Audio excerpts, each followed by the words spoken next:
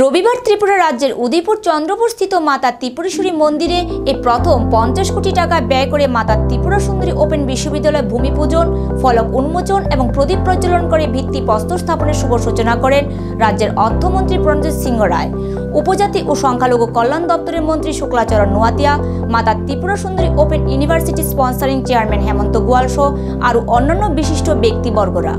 অর্থমন্ত্রী প্রণজিৎ সিংহ রায় বলেন, মাতা ত্রিপুরেশ্বরী এই পূর্ণতিথিতে এবং মাতারবাড়ি বিধানসভা কেন্দ্র এ রাজ্যের অন্যতম বিধানসভা কেন্দ্র। সময়ের সঙ্গে সঙ্গে মাতা ত্রিপুরেশ্বরীকে বঞ্চিত করে এ রাজ্যে কোনো সুফল আমরা পেতে পারিনি। এই বাস্তব অভিজ্ঞতাটুকু বিগত দিনে যারা ছিলেন তারা সেটা গুরুত্ব দেননি। প্রধানমন্ত্রী নরেন্দ্র মোদীজি সারা ভারতবর্ষের সঙ্গে আমাদের মাতারবাড়ি তথা মাতা ত্রিপুরা সুন্দরী মন্দিরের আকর্ষণকে বাড়ানোর জন্য 51 শক্তিপীঠের এক পীঠ মাতা ত্রিপুরা সুন্দরী মন্দিরকে সাজিয়ে তোলার জন্য ভারত সরকারের মাধ্যমে প্রায় 33 কোটি টাকা বরাদ্দ করেছেন তিনি। সঙ্গে রাজ্য সরকার আরও যুক্ত করে প্রায় 17 কোটি টাকার উপর। তিনি বলেন, আজ শুধু ভারতবর্ষই নয়, বিদেশ থেকেও ভক্ত যারা বিশ্বাস করেন তারা প্রতিনিয়ত ত্রিপুরা সুন্দরী মন্দিরে আসা যাওয়া করেন।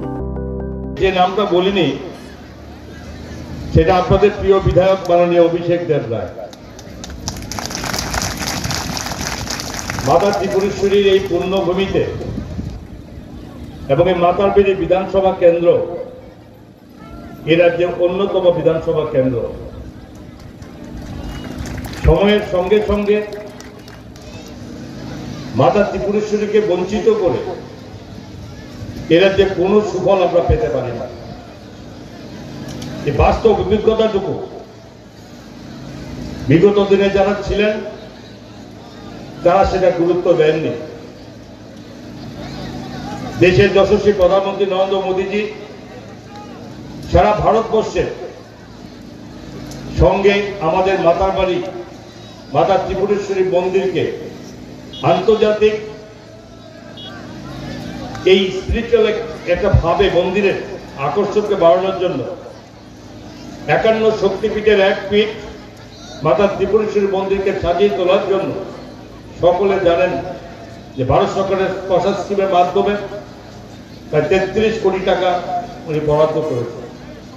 সঙ্গে রাজ্য সরকার আরো যুক্ত করে প্রায় 17 কোটি টাকার উপর রাজ্য সরকার সেখানে আমরা যুক্ত করেছি, যাতে মাতা ত্রিপুরেশ্বরীর এই প্রাঙ্গণ সারা ভারতবর্ষে নয় সারা পৃথিবীব্যাপী যাতে সেজে ওঠে এবং তারই পরিকল্পনা করা হয়েছে। এবং এই মুহূর্তে বলতে পারি যে বিগত বহু বছর 550 বছর আগে প্রায় 550 বছর আগে মাতা ত্রিপুরেশ্বরী মন্দির এখানে স্থাপিত হয়েছিল। সময় আজকে শুধু ভারতবর্ষ নয়, বিদেশ থেকে বহু যারা ভক্ত যারা বিশ্বাস করেন তারা আজকে প্রতিনিয়ত আমাদের এখানে আসা যাওয়া করছে।